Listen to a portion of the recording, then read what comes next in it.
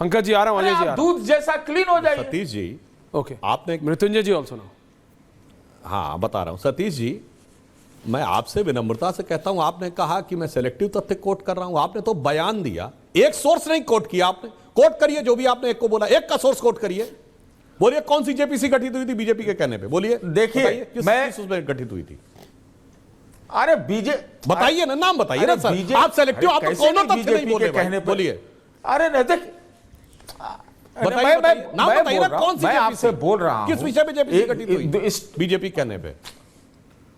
हाँ जेपी, अरे भाई बोफोर्स के समय, स्टॉक मार्केट के समय बीजेपी उसकी अग्रणी लोग, अग्रणी में से थी। हर बार में आपके सीएजी के रिपोर्ट दो लोग आए जो बाद में आपके पॉलिटिक्स में शामिल हो गए। कार्रवाइयां सतीश सब तो हो ही रहा है। सतीश तो आप भी कर देते ना, छोड़िए कहीं मेरा फैक्ट गलत है। सतीश जी आप सुनिए, अरे अब सुनिए, अरे छोड़िए, काहे बात तो सुनिए, काहे आप उत्तेजित हो रहे हैं भाई। सतीश जी, आप जैसे वरिष्ठ व्यक्ति इतना निराधार, हास्यास्पद और मतलब झूठी बात कहेगा। बोफोर्स की जेपीसी बीजेपी की वजह से हुई थी, 2 सांसद थे बीजेपी के।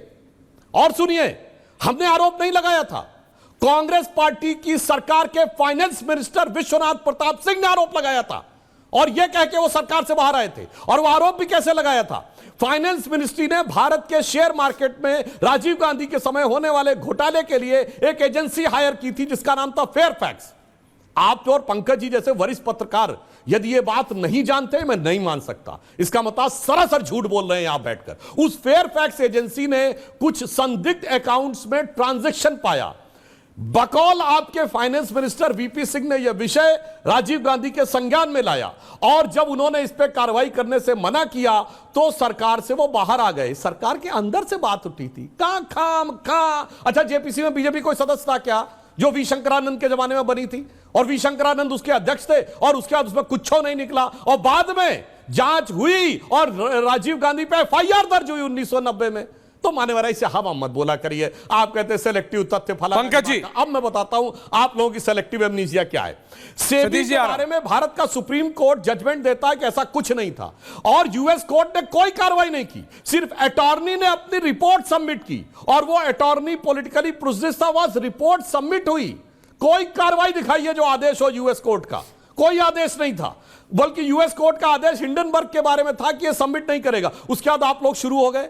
इसीलिए मैं कह रहा हूं सर, तथ्यों पे बात किया करिए। और फिर मैंने बताया सारी की सारी बातें जब जब भारत की संसद का सत्र शुरू होता है, ठीक उससे पहले आती हैं, ठीक एक दिन पहले। पेगासस की रिपोर्ट की डेट आपको याद, जुलाई 18 जुलाई, संसद का सत्र 19 जुलाई, मणिपुर का वीडियो 19 जुलाई 2023 में, और संसद का सत्र 20 जुलाई। और सुनिए किसानों वाली रिपोर्ट 3 फरवरी 2021, संसद का सत्र 31 जनवरी 2021। ये तो हम पार्लियामेंट में बता चुके हैं साहब, सब दिखाई पड़ रहा है कि विदेश की कौन सी शक्तियां थी। अगर अंदर वाले न मिले होते तो ये भी नहीं हो पाता। और भारत सरकार की मजबूती थी कि लाख कोशिश करके भी जॉर्ज सोरोस जो ब्रिटेन में करने में सफल हुए, जो साउथ एशियन शेयर मार्केट यानी जापान और सिंगापुर में करने में सफल हुए, वो भारत में करने में सफल नहीं हो पाए। सतीश जी वापस आ रहा हूं। पंकज शर्मा जी, तथ्यों पे बात करते हैं। वो हिंडनबर्ग की दुहाई दे रही थी कांग्रेस पार्टी, हिंडनबर्ग के ब्रांड एम्बेसडर्स बन गए थे हमारा विपक्ष। मृत्युंजय जी आपसे भी सवाल पूछूंगा, ये आरजेडी भी उसका पार्ट थी। पंकज जी अब क्या बोलेंगे? कोई किसी का ब्रांड एम्बेसडर नहीं बन गया था।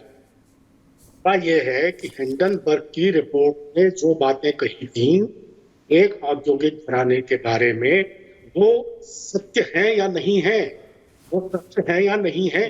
11 लाख करोड़ रुपए डूब गए।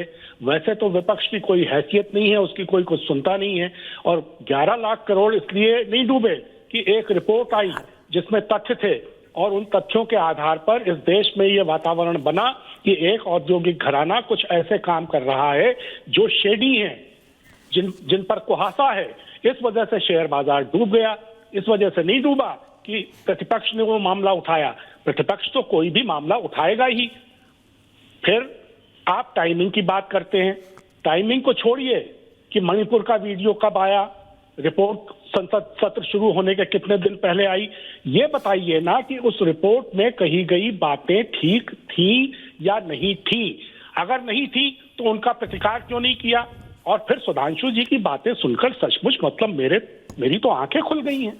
अगर इस स्तर की साजिशें हो रही हैं अंतर्राष्ट्रीय स्तर पर भारतवर्ष के खिलाफ, भारत की सरकार के खिलाफ, देश के खिलाफ, हालांकि एक औद्योगिक घराना देश है ये मैं नहीं मानता, पर अगर हो रही हैं तो बैठे बैठे हम कर क्या रहे हैं?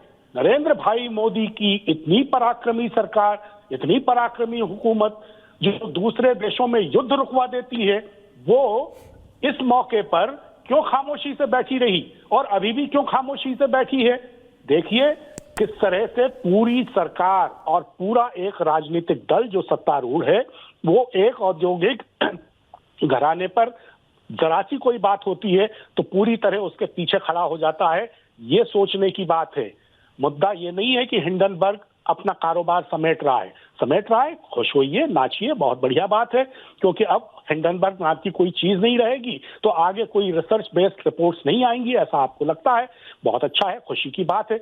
लेकिन बात यह है कि हिंडनबर्ग अगर अपना कारोबार समेट भी लेगा तो अगर उसने कोई गड़बड़ियां की होंगी, अगर उसने कोई ऐसे काम किए होंगे जो अपराध की श्रेणी में आते हैं, तो कार्रवाई तो आगे भी उसके खिलाफ हो सकती है। अमेरिका की सरकार कर सकती है, भारत की सरकार भी उसमें दखल दे सकती है, तो इसमें कौन सी बात है? मूल मुद्दा सिर्फ ये है कि हिंडनबर्ग ने कोई एक रिपोर्ट नहीं दी है। अडानी जी तो एक व्यक्ति हैं, 100 से ज्यादा ओके, पॉइंट टेकन। तो उन 100 से ज्यादा रिपोर्ट्स में से कितनी रिपोर्ट्स ऐसी सुधांशु जी वो कह रहे भाई फैक्ट्स पे बात करो, आप फैक्ट्स की बात कर रहे हो तो वो फैक्ट्स बताओ जो उस रिपोर्ट में बताया गया वो सही था या नहीं। अनुराग जी आ रहा हूं, मृत्युंजय जी आ रहा हूं। अब मैं वो भी बताता हूं। देखिए पंकज जी का भी पूर्वाग्रहग्रस्त प्रवचन मैंने सुना सतीश जी आ रहा हूं। और सतीश जी ने कहा था, पंकज जी ने कहा एक शेडी बिजनेसमैन या शेडी कंपनी, और सतीश जी ने कहा चौड़े से उसको रोकने के लिए थे। तो पंकज जी आपको पता है कि जो लेटेस्ट रिपोर्ट सबमिट की गई नवंबर में, उसमें किन राज्य सरकारों के बारे में कहा गया है कि इन्होंने रिश्वत दी है? तेलंगाना किसकी सरकार? कांग्रेस की। छत्तीसगढ़ किसकी सरकार? कांग्रेस की। तमिलनाडु किसकी सरकार? डीएमके की। आंध्रा किसकी सरकार? जगनमोहन रेड्डी की। उड़ीसा किसकी सरकार? बीजू जनता दल की। मुझे तो बहुत आश्चर्य है, दर्शकों को समझना चाहिए।